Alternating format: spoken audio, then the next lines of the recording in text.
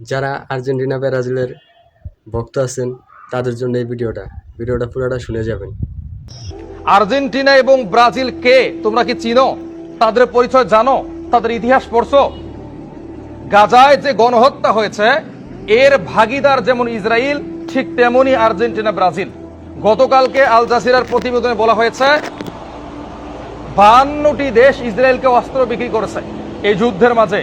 তার মধ্যে 1 নম্বরে রয়েছে আমেরিকা, 2 নম্বরে রয়েছে ব্রাজিল। তাহলে ব্রাজিলের অস্ত্র দিয়েই এই মুসলিমদেরকে হত্যা করা হয়েছে, এই মুসলিমদের বাড়িঘরগুলোকে ধ্বংস করা হয়েছে।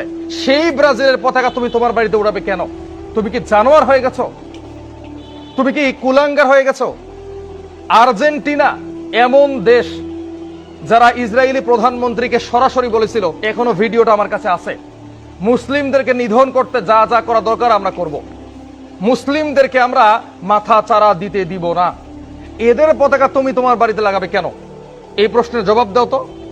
আমি আবারও স্পষ্ট করতেছি, পৃথিবীর কোন জায়গায় কি হয় হোক, আমার এই মহল্লায়, আমার এই সমাজে কোনো বাড়িতে আর্জেন্টিনা ব্রাজিলের পতাকা উড়বে না। যদি উড়ে, তার বিরুদ্ধে আমি পদক্ষেপ গ্রহণ করব।